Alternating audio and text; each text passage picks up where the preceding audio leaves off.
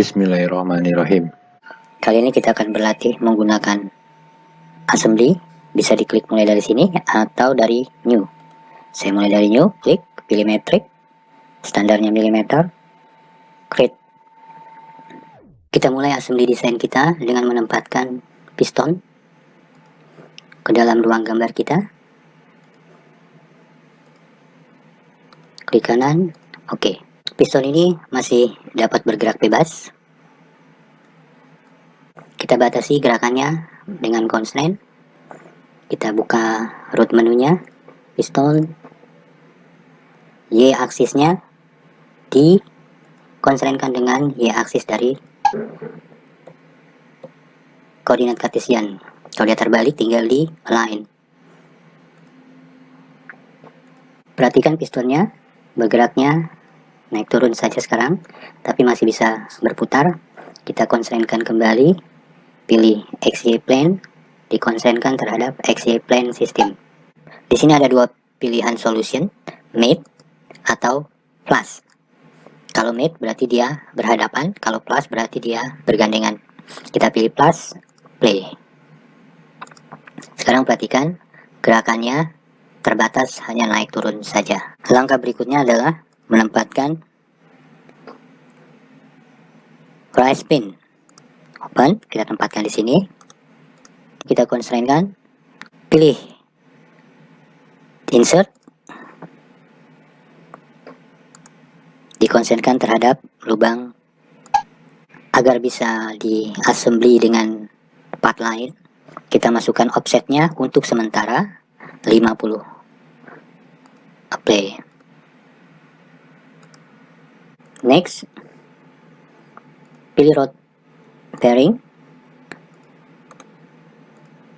kembali dikonstrainkan, pilih tangan inside, klik bagian dalamnya terhadap bagian luar part ini, apply. Pengaruhnya kita lihat gerakan dari benda ini sekarang terbatas, agar selalu tetap berada di tengah-tengah. Kita konstrainkan lagi bagian dari XY plane rod bearing terhadap XY plane dari rise pin. Pilih plus. Sebelum di apply, kita offsetkan dulu sebesar minus 50. Berikutnya kita tempatkan adalah connecting rodnya. Tempatkan di sini. Oke. Untuk connecting rod ini kita lakukan join. Pilih rotational, bagian lubang dalam dari connecting rod ini terhadap bagian luar dari rod bearing ini. Ya, untuk sementara kita beri gap sebesar 50. Kita lihat sekarang putarannya ya, seperti ini. Dan kalau kita perhatikan dari arah, terlihat bahwa dia berputar seperti ini.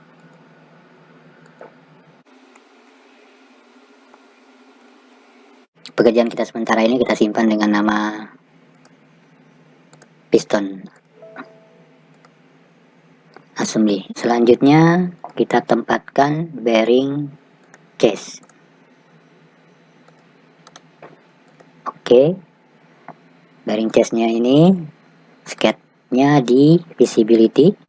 Untuk mengkonstrainkan bearing case ke connecting rod, kita persiapkan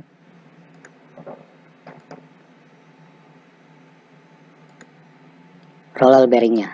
Dibuka dulu roller bearingnya, XY plane-nya, kemudian kita visibility, kembali ke piston, kemudian kita tempatkan roller bearing.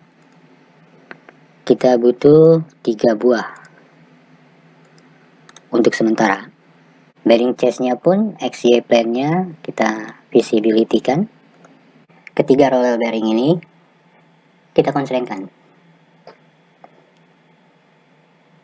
XY plane-nya dikonstrainkan terhadap XY plane dari bearing chest dengan menggunakan plus. Limitkan maksimumnya 0,2 mm dan minimumnya minus 0,2 mm. Apply. Lalu tangan sikan, pilih inside roller bearing ini terhadap lingkaran ini. Lakukan hal yang sama untuk roller bearing kedua dan ketiga. Dan hasilnya seperti ini. Kita coba lihat pengaruhnya. Bearing chest ini sementara kita groundkan. Sementara.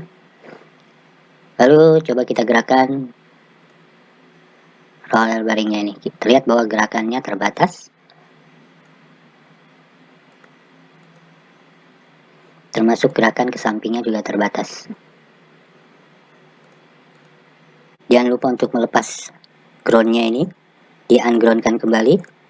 Berikutnya kita lakukan constraint X dari bearing chest ini terhadap X dari connecting rod. Kita ambil plus, play. Kembali kita constraintkan. Pilih tangan C, inside bagian roller bearing ini ke bagian dalam dari connecting rod. Apply.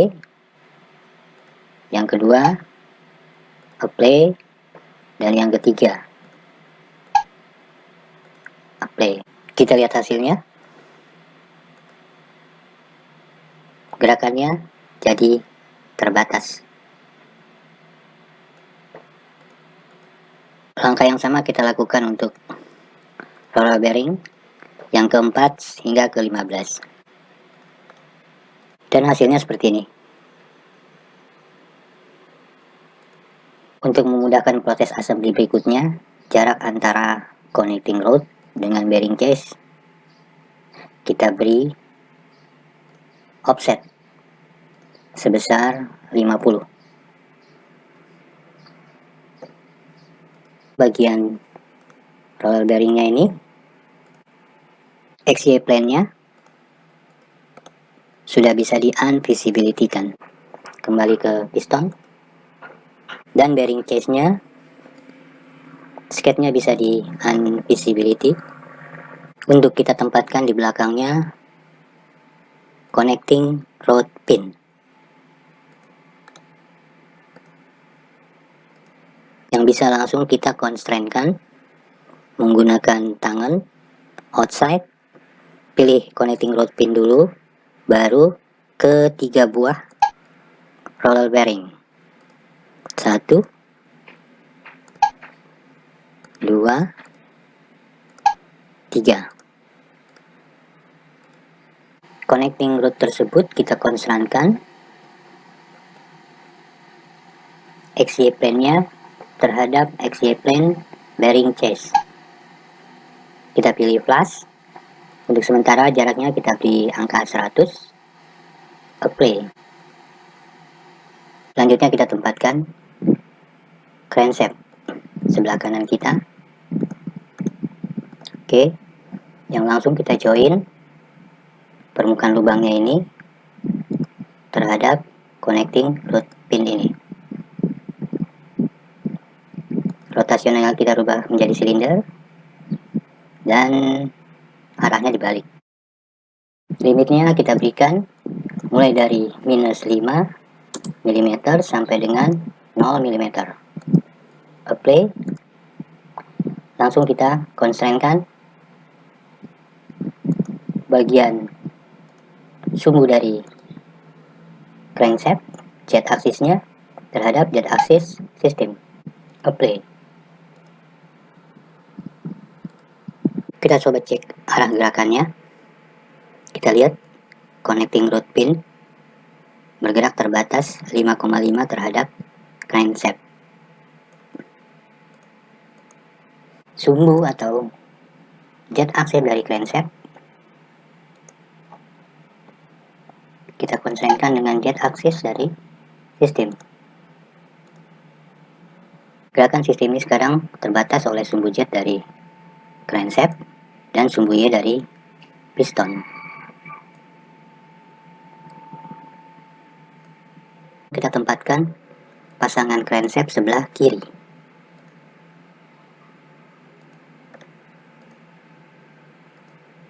Jet aksisnya kita constraint-kan terhadap koordinat Cartesian. Pilih Align, Play. Sementara lubangnya di-join dengan connecting rod pin.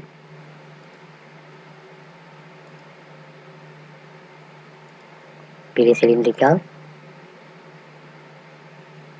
Apply.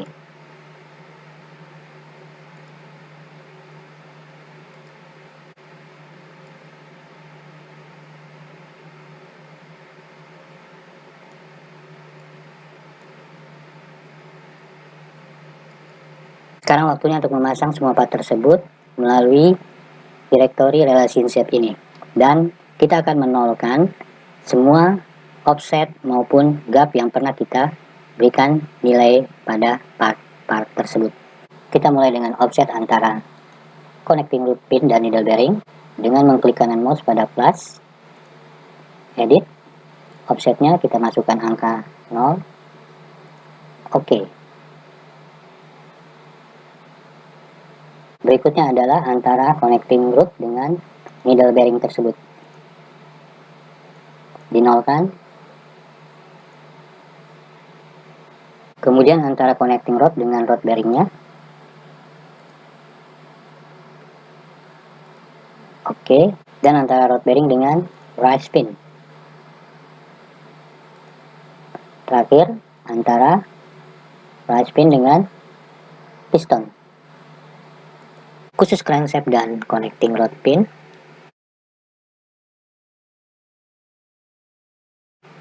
limitnya yang diedit.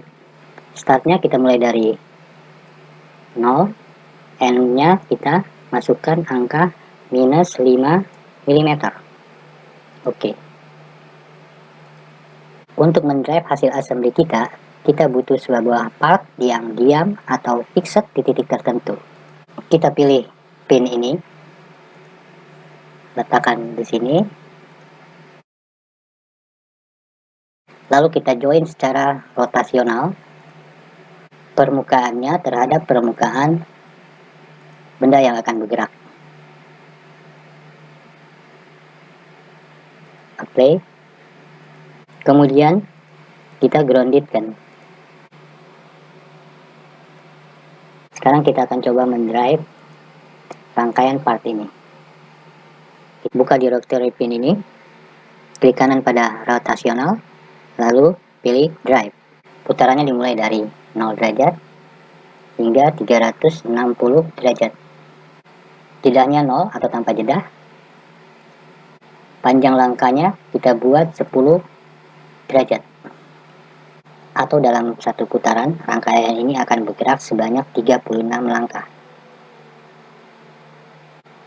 Jumlah putarannya kita rubah menjadi 2, atau dia akan melakukan 2 kali putaran. Kalau akan direkam, kita klik di sini. Kualitas hasil rekamannya berupa .fv dengan kecepatan 10 frame per second. Kita coba.